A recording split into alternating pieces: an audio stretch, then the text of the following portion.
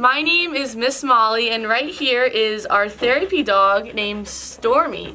Now, you're going to learn all about Stormie later today in the video.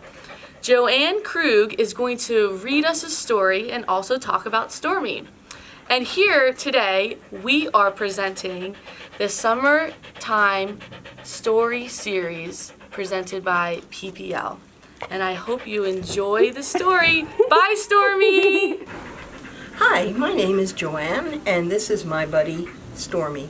Stormie is a therapy dog, and we're going to read a story today about Rescue and Jessica. About Jessica and a friendship she has with a therapy dog.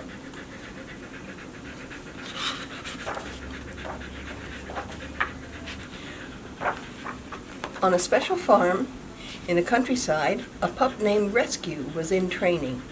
He was learning to help people who could not see, but he was worried. His trainer had just said, "You aren't meant to be a seeing eye dog." That was hard for Rescue to hear. Helping people who can't see was the family business. A service dog team is better for you, his trainer said. Service dogs work beside their partners instead of in front of them. Will I be a good service dog, he wondered. What will my new partner be like? Will she like me? Rescue didn't want to let anyone down. That's like Stormie. In a hospital in the city, a girl named Jessica was worried. Both of her legs were badly hurt. Everyone hoped her right leg would heal, but the doctors all had to remove part of her left leg so she could be healthy again.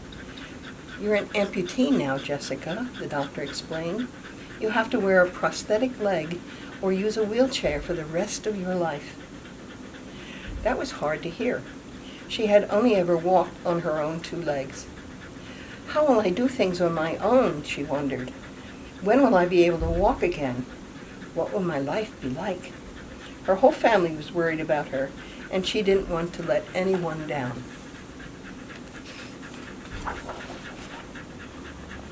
Back in the country, Rescue was learning how to be a service dog.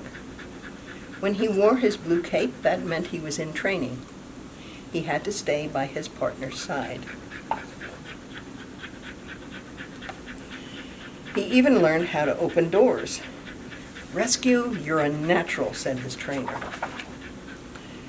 At the hospital, Jessica was learning new ways to do things that used to come easily. She used a wheelchair to get around, and she practiced getting out of the bed differently, and she put on a prosthetic leg so she could stand. She was learning how to walk again, even though her right leg still hurt. Jessica, you are becoming strong," said her doctor. Back to Rescue. He was proud of all he had accomplished, but he still worried. He was named in honor of a brave firefighter. He had big shoes to fill. He wanted to help people just like his namesake. And Jessica also knew that she made a lot of progress, but she was frustrated and sad about the things she still couldn't do. She wondered if she would ever be happy again, and she felt like the changes were just too much and too big. One day a visitor came to Jessica, and she brought her service dog, Curahee. Jessica saw how a smart dog like Curahee could help her. That very day, she started filling out an application to ask for a dog of her own.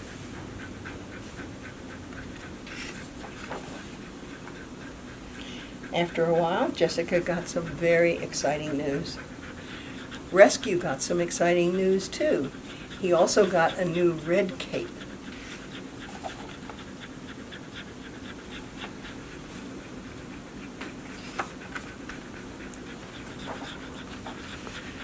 Finally, the big day arrived. "It's nice to meet you, Rescue," said Jessica. She looked so nice and so pretty, he thought. Rescue stood very tall.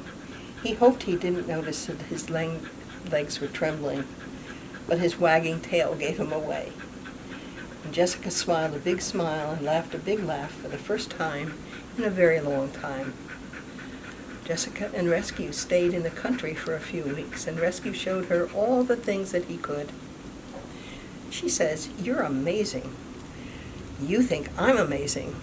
I think you're amazing," said Rescue.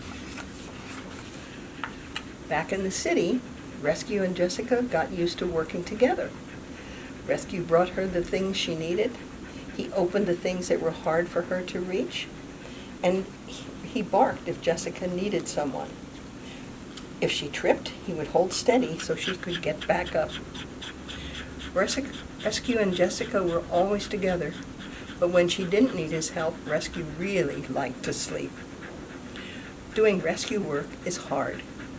Jessica knew that even though Rescue was special, he was a regular dog too, and she made sure that he had playtime every day. But Jessica still wasn't completely healthy. One day her doctor told her that her right leg would have to be removed too. She would need to wear 2 prosthetic legs. This didn't get any easier for Jessica to hear. The night after the doctor removed her right leg, Rescue knew just what to do to help Jessica, all on his own. And there he snuggled up with her. And if you've ever had a dog or a cat to snuggle up to, you know how wonderful that feels. Rescue and Jessica had to start all over again. Slowly but surely, they learned how to do all the things they needed to do, but this time together. They did chores together, and they played together, and most of all, they snuggled together. For the first time in a long time, Jessica felt happy, and that made Rescue happy too. And they're out playing in the field, playing with a frisbee. What dog doesn't like a frisbee? "You changed my life, Rescue," she said. "I couldn't have done this without you." "I'm so proud of us," he thought. "You rescued me, Rescue," said Jessica. But the truth was, they had rescued each other.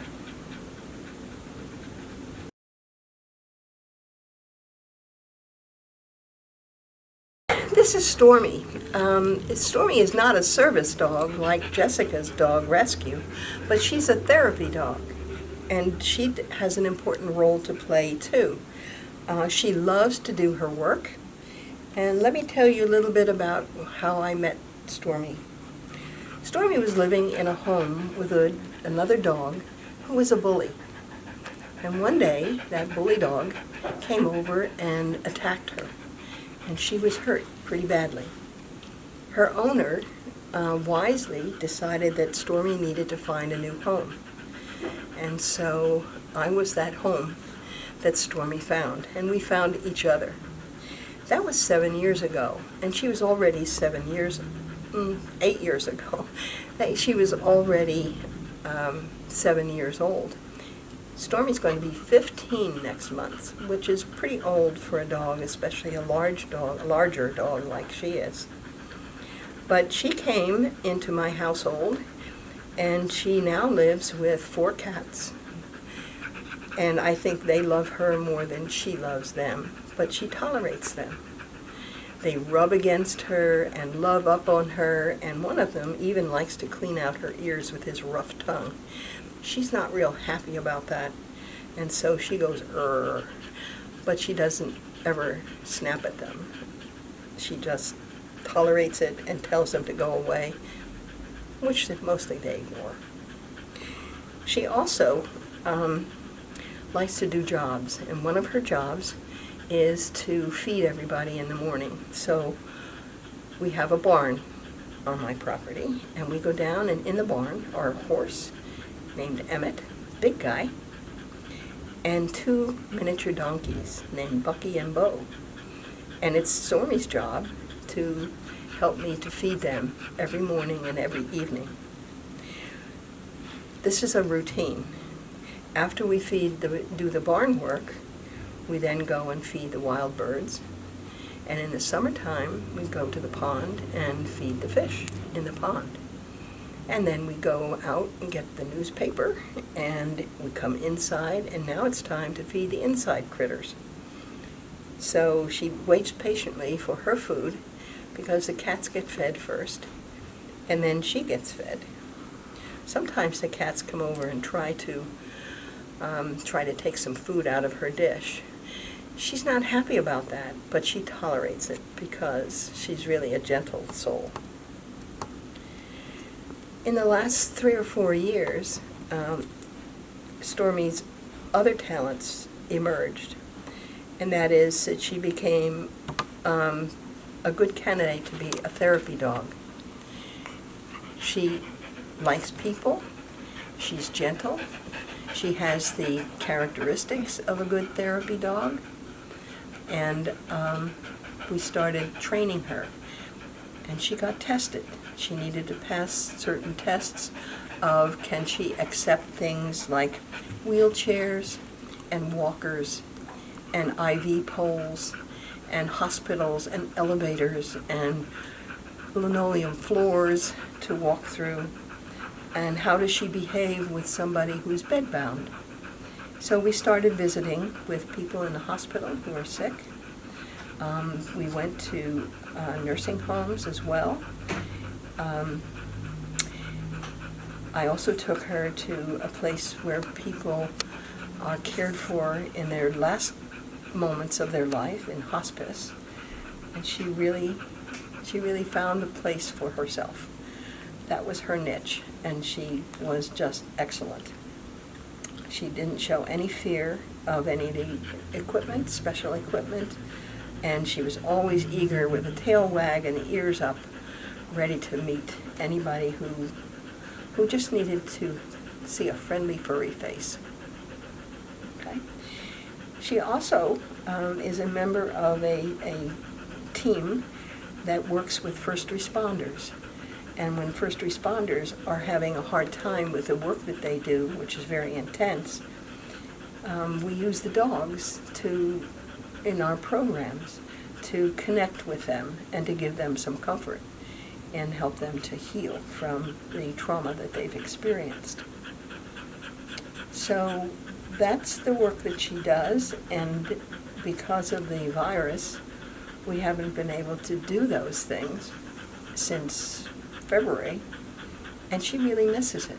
She was so happy today when I put on her harness and told her she was going to work. And so here she is.